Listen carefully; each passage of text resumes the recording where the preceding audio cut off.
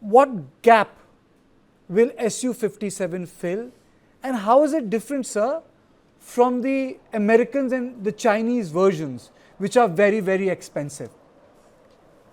Kartikeya, first of all, thank you very much for getting me and inviting me to this great show, which I love a lot. Thank you. And you have covered a lot of points.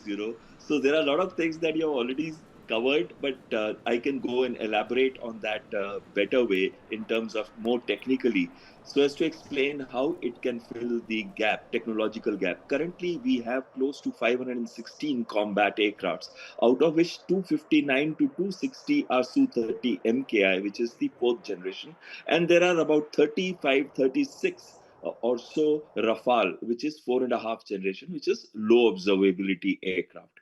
And when we talk of Su-57, we are looking at a fifth generation stealth fighter. Now, what do you mean by stealth? The way stealth means that there are three signatures of an aircraft. First is the radar cross section, or a signature it paints on a radar screen, which is either on ground or in air, which is trying to pick up a hostile threat or an aircraft or an unmanned aerial vehicle. So this radar cross section means what is the type of signature and at what distance it can pick up. So when we talk of Sukhoi 57, we are talking of a radar cross section of zero point 0.1 to 1 square meters. When we are talking of Su-30 MKI, which is a fourth generation, we are looking at a radar cross section of 4 square meters to 12 square meters. So you can imagine an aircraft that can be picked up at roughly 200 to 250 kilometers. In case of a Su-57, it will be picked up probably between 50 to 100 kilometers. Now, and the best thing about their signature is not just the signature itself.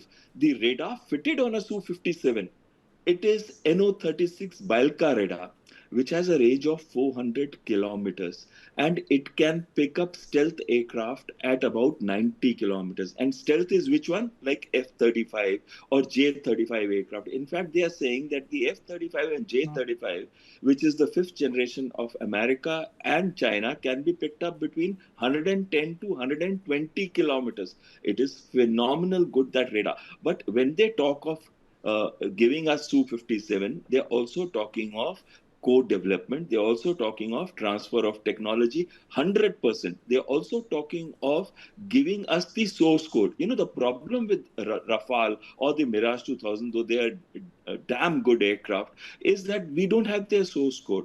So we cannot fit in Virupaksha gallium nitride, our own indigenously produced radar, which is manufactured in India by LRDE. So we can't fit that on a Mirage 2000 or a Rafale, but we can fit it on a So, Su-57, we can fit it on a Su-30 MKI. so for a general viewer, how is a 4.5 generation or fourth generation aircraft at a disadvantage from a fifth generation aircraft in air? Okay, so let's look at Rafale. Rafale is a 4.5 generation low observability. Low observability means the ranges at which it can be picked up would be larger than the ranges at which a Su-57 will be picked up. So the stealth characters, it's not a stealth aircraft. Stealth aircraft, the radar cross section is much lower.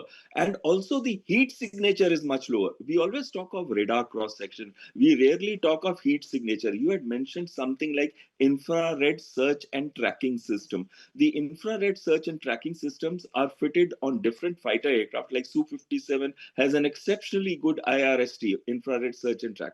So even if it doesn't pick up an aircraft on its radar, it can pick it up by the heat signature of that aircraft which it picks up on its IRST, which means the sensor fusion is such that whether it picks up from the radar, its radar, or IRST, it can still show it on its own screen that there is a threat emerging and this is the type of threat.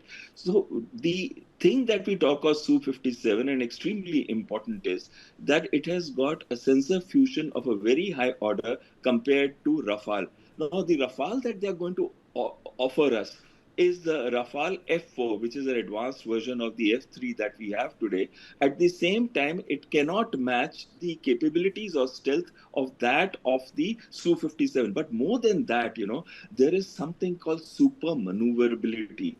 You were showing the aerobatics of a Yes. Su-57. You showed how it stands up virtually in the air, and Yes. thereafter, it changes direction and can Yes, we'll now, play the instead visual. of going, We'll play the visual absolutely, because you're referring to that. Let's play absolutely. those. Yes. Yes, look like this. This is called super maneuverability with high agility. Agility means changing the direction of your aircraft very quickly. Look at it the way it changes its direction. And now from going away, it can come and attack you. So that is the kind of super maneuverability. Why does it have super maneuverability? It has thrust vectoring, which means its exhausts of the engines can be changed. And when its exhaust can be changed, means it can be tilted, the aircraft instantly turns, and that is the reason why the aircraft, the maneuverability or the agility of this aircraft is phenomenal. It cannot be matched by any other aircraft in the world.